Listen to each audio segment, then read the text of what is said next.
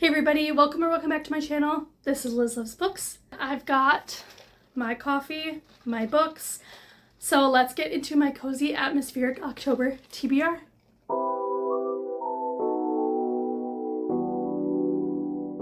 We are going to start off today with a really popular new release, If It Makes You Happy by Julie Olivia. As you can see, I have already started this just a little bit, but I paused it because I was like, nope, we're gonna wait till October to read it. And this cover gives peak fall, right? It's absolutely stunning, and it's a thick one. This has a 4.28 average rating over on Goodreads, which is an amazing rating for an author that's not as known. This is her first traditionally published book, I believe. She has a lot of other books in series that were self-published, which I'm excited to look into if this one is really good. As I said, it's a new release, gives super fall vibes. It's also been described as Gilmore Girls coded if you're super into that, which I am. Also, since it's Gilmore Girls coded, this does take place in the late 90s, 1997 to be exact. It follows two divorcee main characters. They are a little bit older. I believe they're both in their early 30s. And this is a cozy small town called Copper Run, and it is in Vermont. It says, get comfy with this cozy, slow burn romance set in the autumnal glow of 1997 small town Vermont. My new next door neighbor Cliff seems to have everything figured out. Small town golden boy? Check. Single dad extraordinaire? Check. Hot baker forams? I didn't notice them, I swear. I, on the other hand, don't at all have anything figured out. Trust me, I didn't think taking over my mom's dream bed and breakfast in Copper Run, Vermont was going to be easy. It should be a good place to heal after my divorce. But apparently my scones belong in the garbage with my small talk skills, as pointed out by none other than Cliff. I'm very excited. Let me know if you are going to be reading this one as well. Strange Houses by Yuketsu. I read Strange Pictures earlier in September, and this is a companion novel to it. This does have a 3.68 average rating on Goodreads, which is lower, but typically horrors tend to have a lower rating. As I said, this is a horror novella, and it has been translated from Japanese. Right here on the cover, it says the chilling Japanese mystery sensation. The one thing that's really unique about this book, it has like different puzzles and diagrams within the book. As you can see here, very small margins, lots of pictures.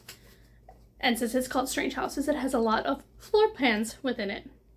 And this book and Strange Pictures was actually written by a YouTube sensation, as described, author who goes by the name of Yuketsu. His little blurb here. As you can see, he keeps his identity a secret, but it says, Yuketsu is an enigmatic presence on YouTube and an author specializing in horror and mystery. He appears in videos wearing a white mask and black body stocking with his voice digitally distorted. His true identity is unknown. His novels, Strange Pictures and Strange Houses, were massive hits in Japan, where he lives. But the short little blurb on here says, when a writer fascinated by the macabre is approached by an acquaintance, he finds himself investigating an eerie house for sale in Tokyo. The building with its bright and spacious interior seems like the perfect first home. But upon closer inspection, its floor plan reveals a mysterious dead space hidden between the walls. Seeking a second opinion, the writer shares the layouts with his friend Kurihara, an architect, only to discover more unnerving details throughout.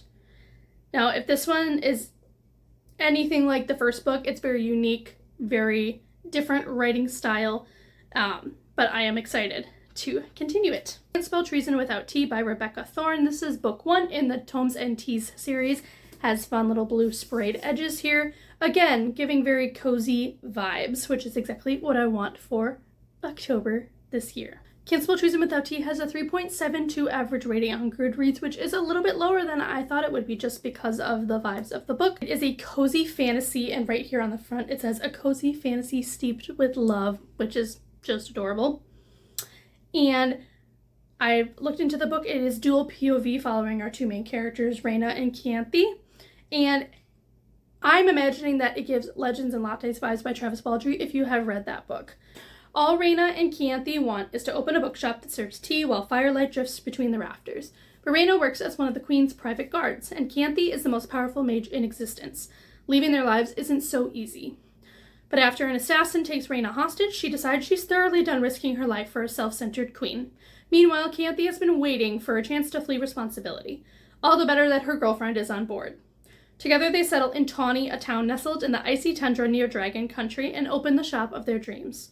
What follows is a cozy tale of mishaps, mysteries, and a murderous queen throwing the realm's biggest temper tantrum, while these two women discover just what they mean to each other and the world. Then, another one I'm very excited for and has been on previous TBRs, A Treacherous Curse by Deanna Raybourn.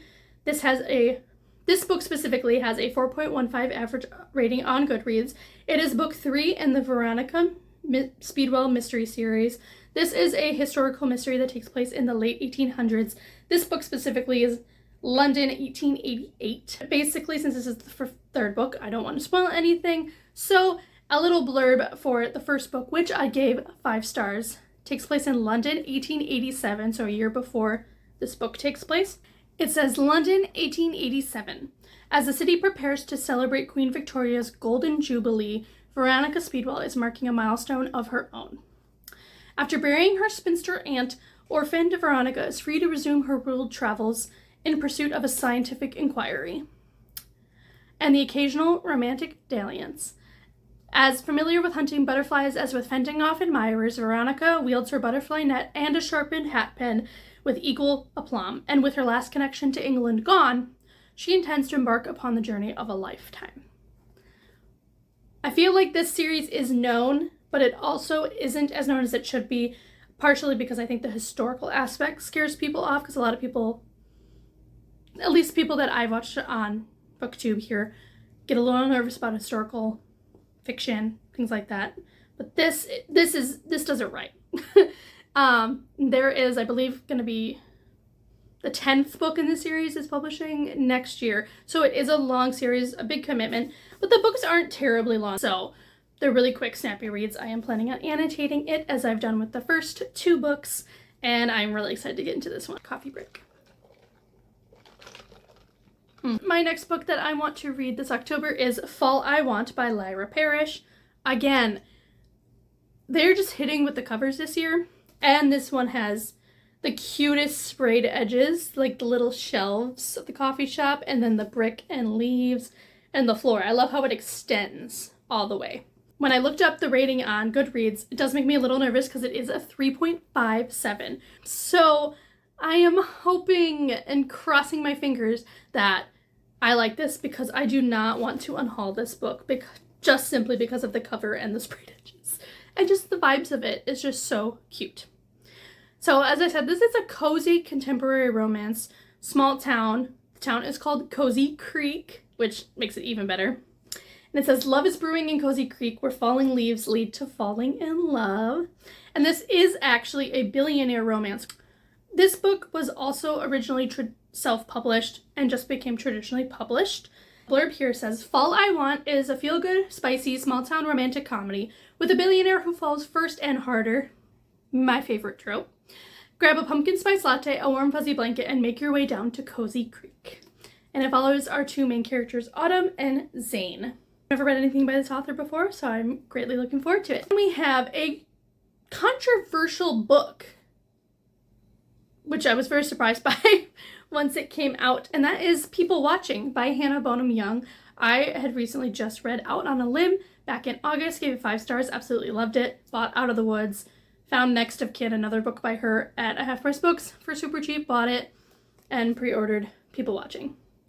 But now, this one also has a lower rating on Goodreads. It has a 3.67, which makes it just barely eligible for the Goodreads awards this year, which is mind-boggling to me. Again, another cover, though, that gives peak fall vibes.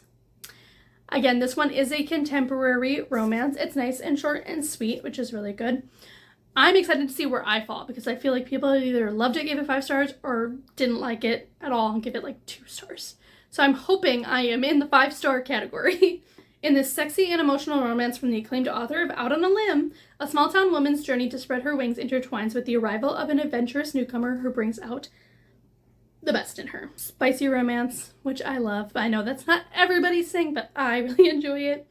And the one thing that's nice about Hannah Bonham Young's books, just from the one I've read and the other ones I've heard, there's always a little bit of an emotional element. And this one, there's a trigger warning for a a character who does have Alzheimer's, so if that is something that is triggering for you, I would maybe stay away from this book. Prudence Welch has found solace in her introverted life in Baysville, a charming tourist town in northern Ontario. Despite once dreaming of a life beyond its borders, she now finds contentment in her routines, working at her father's gas station, writing poetry, and caring for her mother, who was diagnosed with early onset Alzheimer's disease. But as her mother's condition worsens and her father's concerns about her own future intensify, Prue feels her world slipping further out of control. Enter Milo Kablukov, an enigmatic wanderer whose beat-up van covered with ill-advised bumper stickers rolls into town just when Prue needs a change. It's all too easy to let go with him, and their unlikely friendship leads to a wild and sexy arrangement between them. There's a little bit more. I'm gonna stop there. Very excited to read this. And last but not least, I'm going to be reading Faithbreaker by Hannah Kaner. This is book 3 in the Fallen Gods trilogy.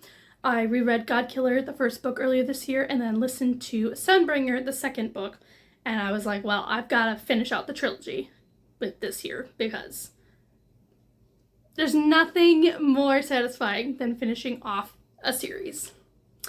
This book, specifically book 3, has a 4.12 average rating on Goodreads. As I said, it is a fantasy trilogy. This also gives kind of fall vibes, just those dark browns and golds.